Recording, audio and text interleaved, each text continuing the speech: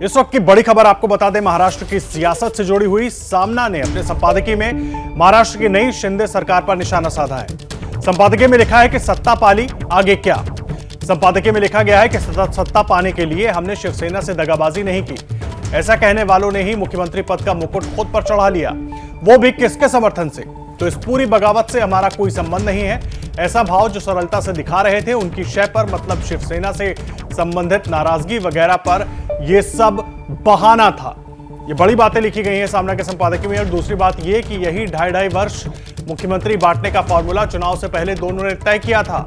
तो फिर उस समय मुख्यमंत्री पद को लेकर युति क्यों तोड़ी? ठीक है, अनैतिक मार्ग से ही क्यों ना हो, तुमने सत्ता हासिल की, परंतु आगे क्या? यह सवाल बचता ही है। ये सवाल, तमाम सवाल उठाए गए हैं सामना के संपादकीय में एकनाथ शिंदे सरकार पर। शिवसेना में बगावत कराकर महाराष्ट्र की सत्ता पर काबिज होने वाले एकनाथ शिंदे ने मुख्यमंत्री का पद हासिल करके महाराष्ट्र ही नहीं बल्कि पूरे देश को चौंका दिया। आइए आपको दिखाते हैं महाराष्ट्र की सत्ता की 3 शपथ जिसने हमेशा सभी को चौंकाया। सबसे पहले देखिए महाराष्ट्र की 14वीं विधानसभा में लिए गए 3 शपथ। 23 नवंबर 2019 देवेंद्र फडणवीस की शपथ। 28 नवंबर 2019 उद्धव ठाकरे की शपथ। 30 जून 2022 एकनाथ शिंदे की शपथ। महाराष्ट्र में देश की नब्ज धड़कती है। एक विधानसभा चुनाव के बाद 3 अलग अलग मुख्यमंत्री का बनना इसकी अहमियत को साबित करता है। यहाँ की सत्ता पूरे देश की राजनीति के लिए कितने मायने रखती है। महाराष्ट्र की इस सत्ता में तीसरी बार उलटफेर का ये 10 दिन कैसे बीता। 21 जून शिवसेना में बगावत। सूरत के ली मेरिडियन होटल के बाहर एक बार फिर हलचल हो गई है। हलचल ये है कि अब बस निकल रही है, वो बस जिसमें शिवसेना के बागी विधायक बैठे हुए हैं। महाराष्ट्र के वैद्यकीय केस टीम के सदस्य हैं मंगेश चूटे, वो दिख रहे हैं। कुछ विधायक हंसते हुए नजर आ रहे हैं।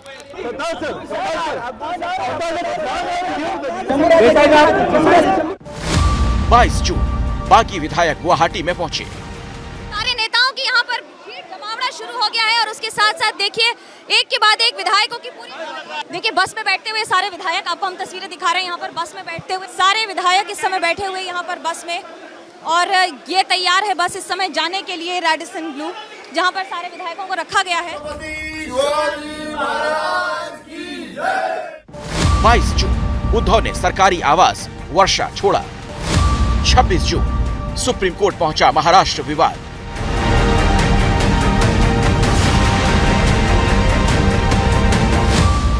27 जून बागी विधायकों को सुप्रीम कोर्ट से राहत। जब तक एक नोटिस एक डिप्टी स्पीकर या स्पीकर के रिमूवल के लिए पेंडिंग हो, तब तक वो डिस्क्वालिफिकेशन ऑफ मेंबर्स की इशू नहीं डिसाइड कर सकते हैं। 28 जून राज्यपाल ने दिया फ्लोर टेस्ट का आदेश। कल हम लोग मुंबई में पहुंचेंगे, सभी विधायक हमारे मुंबई में पहुंचेंगे। हमें कोई भी फ्लोर टेस्ट की चिंता नहीं है। फ्लोर टेस्ट भी होगी, जो भी प्रक्रिया होगी उसमें पूरी तरह हम लोग पास हो जाएंगे। 29 जून उद्धव का इस्तीफा। जसं मी माझ्या मुख्यमंत्री पदाचा आज राजीनामा देतोय, त्याचप्रमाणे मी माझ्या विधान परिषद सदस्यत्वाचा सुद्धा राजीनामा देतो आहे। 30 जून एकनाथ शिंदे सीएम बने। मी एकनाथ संभाजी शिंदे ईश्वर साक्ष शपथ घेतो की कायद्याद्वारे स्थापित झाले आहे अशा भारतीय संविधानाबद्दल मी खरी श्रद्धा व निष्ठा बाळगीन। पिछले 10 दिनों में मुंबई की राजनीति में जो कुछ भी हुआ वैसा महाराष्ट्र ही नहीं बल्कि देश के राजनीतिक इतिहास में पहले कभी नहीं हुआ। महाराष्ट्र की महाविकास आघाड़ी की सबसे बड़ी पार्टी शिवसेना में ऐसी बगावत हुई जिसने वर्तमान ही नहीं बल्कि आने वाले वक्त की राजनीति की दिशा ही बदल कर रख दी।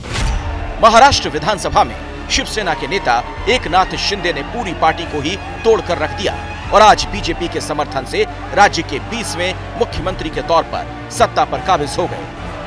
एकनाथ संभाजी शिंदे ईश्वर साक्ष शपथ घेतो की और इस बड़े उलटफेर के लिए उन्होंने सबसे ज्यादा शुक्रिया बीजेपी के नेता देवेंद्र फडणवीस का किया। देवेंद्र फडणवीस साहेबांनी जो निर्णय घेतला, आज भारतीय जनता पक्षाकडे जवळपास 106 आणि इतर अपक्ष जवळपास 120चा आकडा संख्याबळ त्यांच्याकडे आहे। असं असताना देखील खरं म्हणजे मुख्यमंत्री पद तेही घेऊ शकले असते।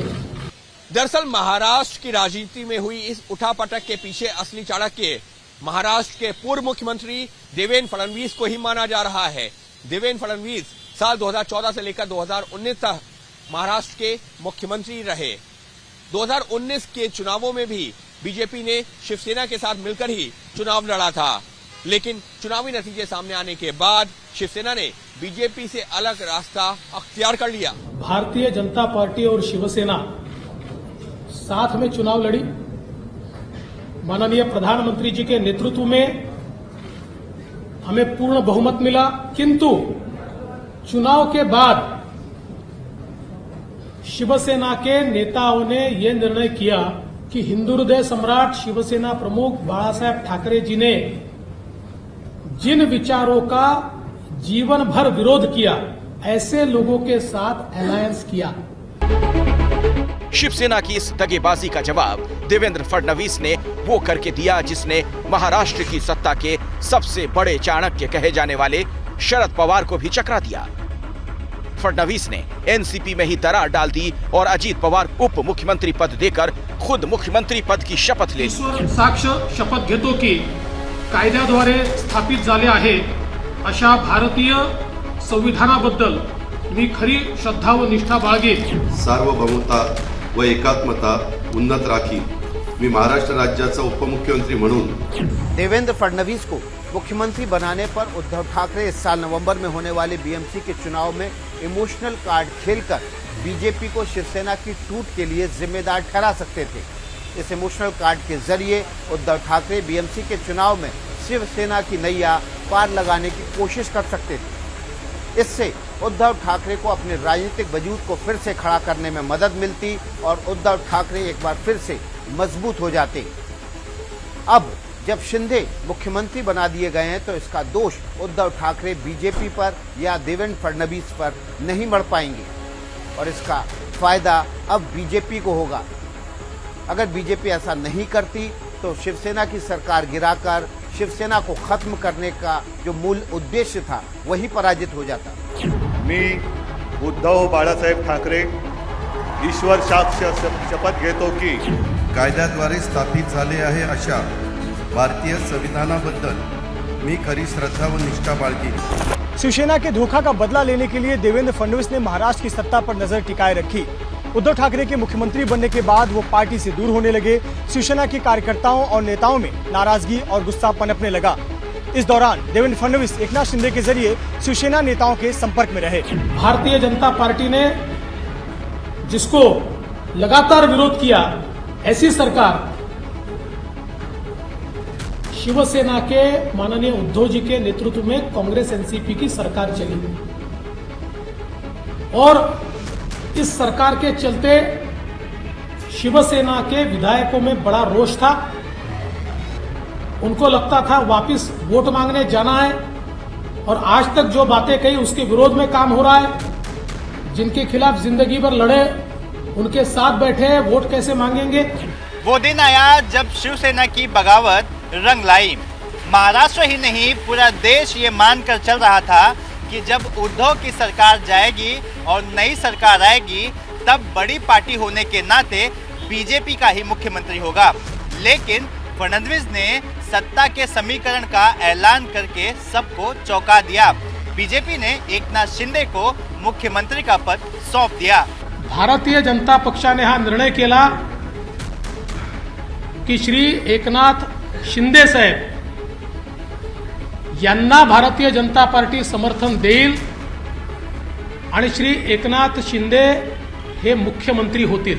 मी एकनाथ संभाजी शिंदे ईश्वर साक्ष शपथ घेतो की कायद्याद्वारे स्थापित झाले आहे अशा भारतीय संविधानाबद्दल मी खरी श्रद्धा व निष्ठा बाळगीन। अब सवाल ये खड़ा होता है कि आखिर बीजेपी ने किस रणनीति के तहत इतनी बड़ी कुर्बानी दी। तो आपके सामने हम रखते हैं बीजेपी का असली मकसद। पहला मकसद शिवसेना में ठाकरे खेमे को कमजोर करना। दूसरा मकसद हिंदुत्व के मुद्दे पर शिवसेना को पछाड़ना। तीसरा मकसद 2.5 साल में शिवसेना का सफाया करना।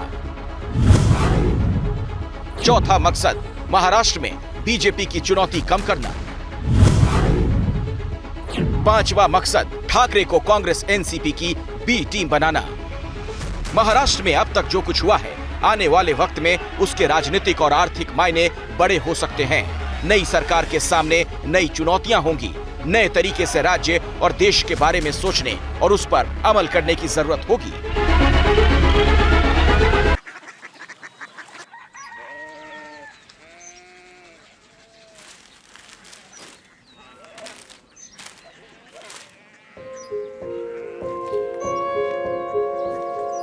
बाबा बाबा कोरिया सिटी जानिए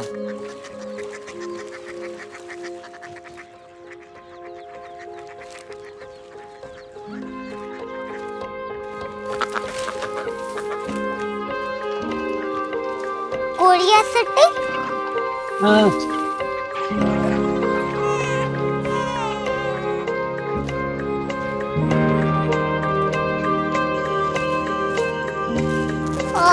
कोरिया सिटी कहाँ पे है? शहर अंग्रेजी लगे हैं।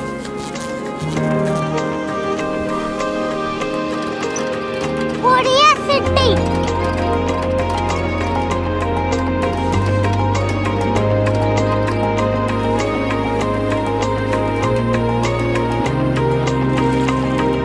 वो बहुत दूर है।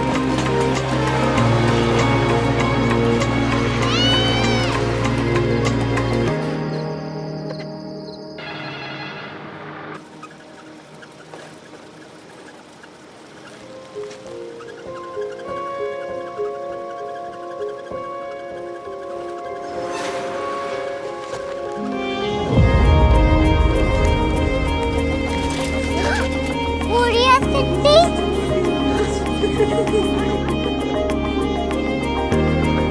दुनिया को कुछ लोग बड़े होते हैं। कोरिया सिटी कहाँ है? प्रोफेसर साहब को पता होगा। हो ये छोटा वाला ग्लोब लगता है और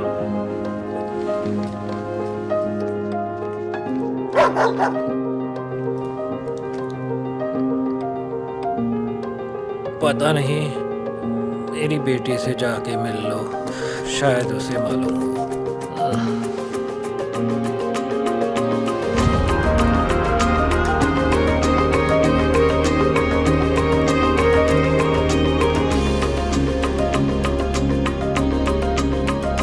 हाय, बाबा ने भेजा है। Come here. Korea city. Korea city नहीं, क्यूरियोसिटी। वो क्या? That's what brought you here?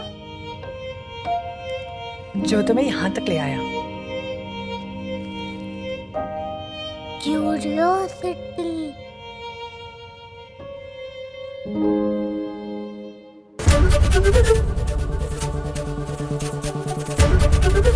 ABP news आपको रखे आगे।